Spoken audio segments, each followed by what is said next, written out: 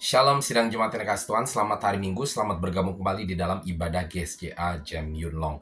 Dan sebelumnya saya ucapkan Happy Mother's Day, selamat hari Ibu kepada para ibu semua yang merayakannya hari ini. Untuk itu saya mengajak sidang jemaat yang dikasih Tuhan untuk membuka firman Tuhan dari Yohanes pasal 16 ayat 21 untuk tema khotbah hari ini yang saya beri judul Menghargai Ibu.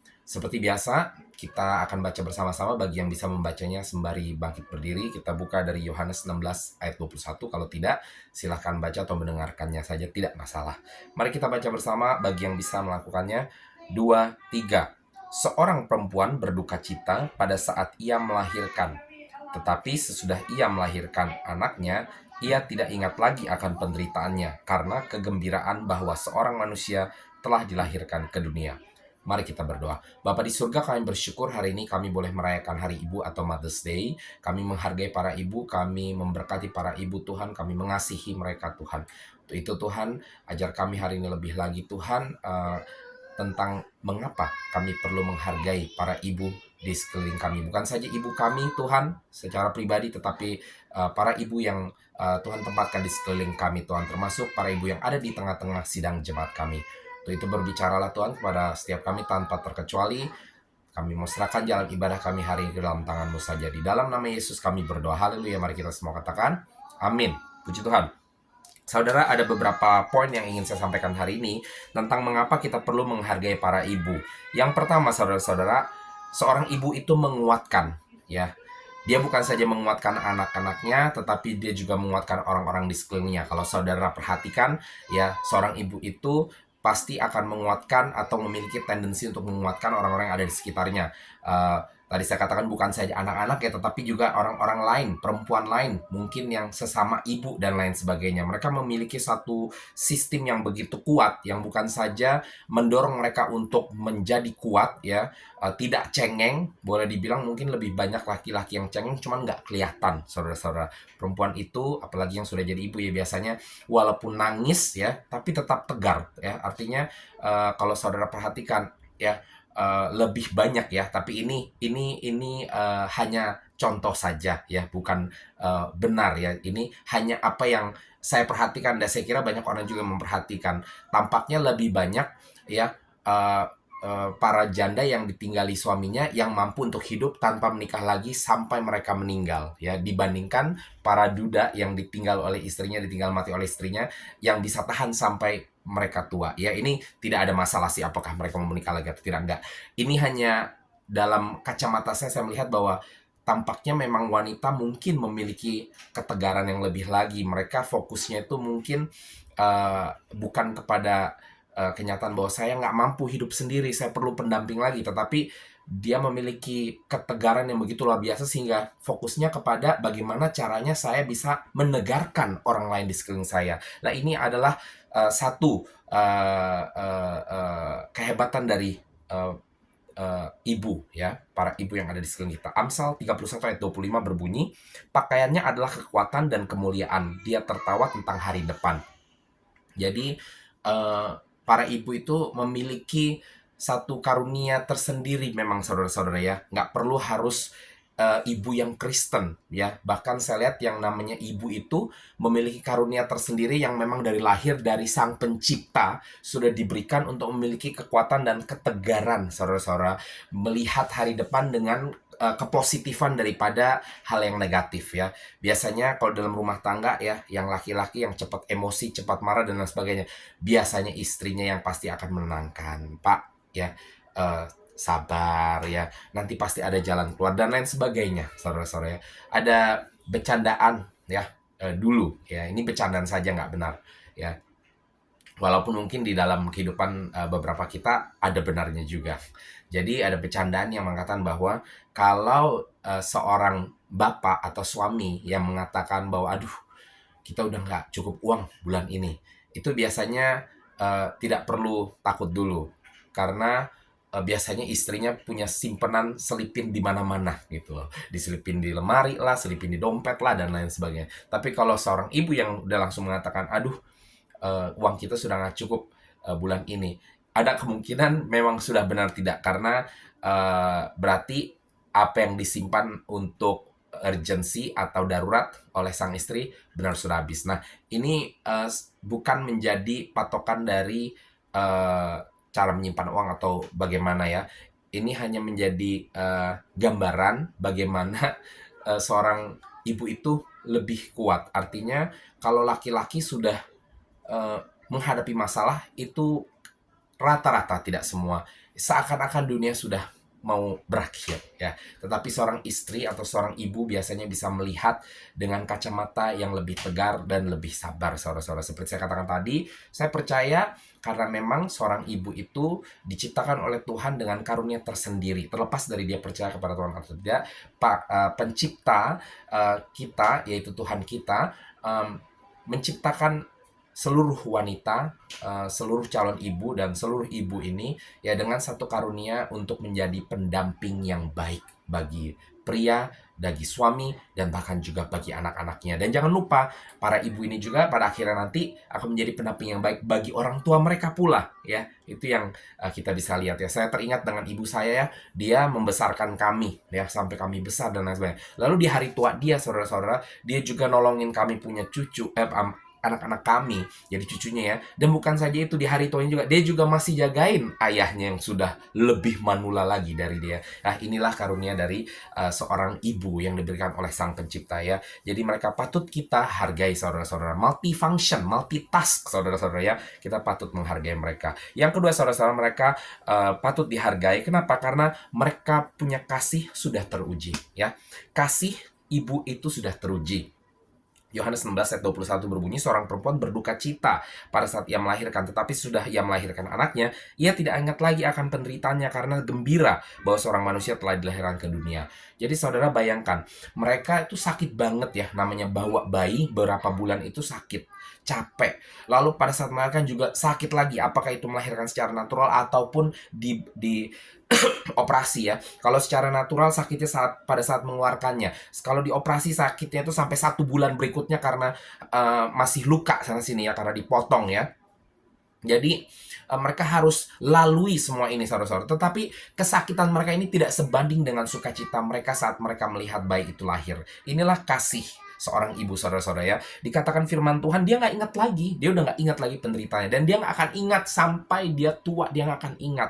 Anaknya mau nakal seperti apa. Mau jahat seperti apa ya. Ini tentunya ibu yang benar ya, saudara-saudara ya. Sekali lagi, terlepas dari anak Tuhan atau tidak anak Tuhan, inilah karunia yang dimiliki oleh mereka, kasih yang dimiliki oleh seorang ibu. Makanya ada lagu, kasih ibu kepada beta ya.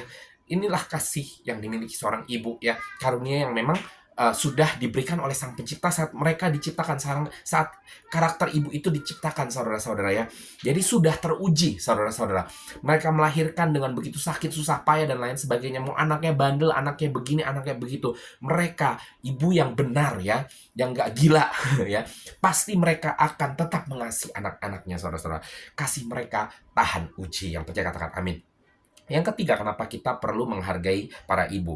Mereka selalu ada untuk kita, baik bagi suami, baik bagi anak-anak, dan seluruh orang sekitar. Amsal 31 ayat 28-29 berbunyi, anak-anaknya bangun dan menyebutnya berbahagia, pula suaminya memuji dia. Banyak wanita telah berbuat baik, tetapi kau melebihi mereka semua. Saudara ya, seorang ibu aja mau ada Tuhan atau tidak ada Tuhan, ya yang benar, ibu yang benar pasti memiliki naluri seperti ini, karunia yang diberikan oleh pencipta yang tadi saya katakan ya. Apalagi yang di dalam Tuhan ya, mereka akan selalu ada bagi anak-anak mereka dan bagi suami mereka ya. Dan bahkan saat anak dan suami mereka mungkin nggak ngelihat, mereka sudah mengerjakan hal-hal yang memang patut mereka kerjakan dan mereka sungguh-sungguh ya, melayani, membantu, menolong, mengayomi dan lain sebagainya keluarga mereka ya. Ya, hampir setiap pagi itu saudara, kalau hari sekolah ya, Pastor Juna itu pasti saya kalau terbangun selalu dia sudah ada di luar, dan saya sudah dengar dia sudah kotrek, artinya dia sudah bikin makanan untuk anaknya ya. Hanya mungkin di akhir pekan saja dia bisa kadang-kadang tidur lebih lamaan karena memang selama 1 minggu penuh dia tidurnya cuma sedikit gitu ya.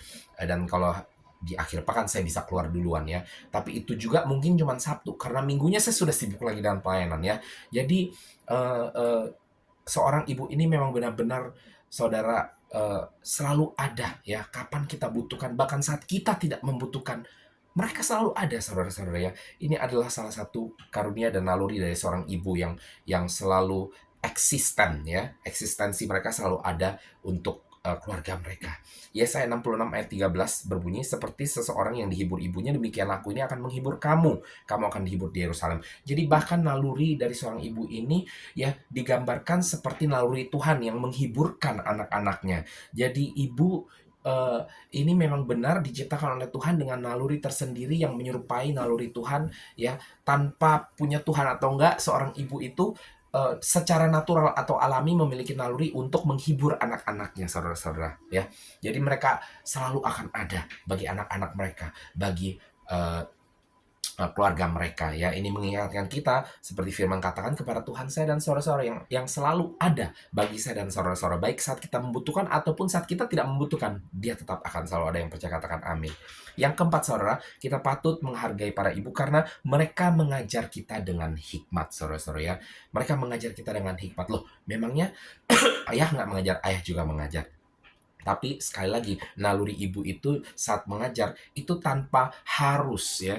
Kalau suami itu biasanya kita memang merasa bahwa oke, saya kepala keluarga, saya ayah, saya harus ngajar anak saya yang baik supaya anak saya tumbuh menjadi baik. Ibu itu ya memang juga memiliki pemikiran seperti demikian, tapi sebelum mereka punya pemikiran demikian, tanpa sadar mau tidak mau, mereka itu bergerak dengan secara otomatis. Sekali mereka punya anak, mereka bergerak secara otomatis untuk mengajarkan anaknya dari hal yang terkecil, misalnya mengajarkan untuk makan, buka mulutnya gitu ya. Banyak hal yang ini tidak terjadi saat ayahnya ada. Ya puji Tuhan dalam hidup saya ya, seperti saudara tahu sendiri ya, beberapa tahun pertama dengan anak saya tidak punya kerjaan ya saudara-saudara, dan di saat saya stres, kok nggak ada kerjaan dan lain sebagainya, tapi ternyata saya melihat di situ Tuhan izinkan saya untuk memiliki waktu untuk ada bersama-sama dengan anak saya, dan saya menyaksikan ini. Jadi saya nggak cuma denger doang gitu ya. Pertama dia ngomong, pertama dia bilang mama, papa dan lain sebagainya, pertama dia bisa jalan atau apa, pertama dia berdiri, itu biasanya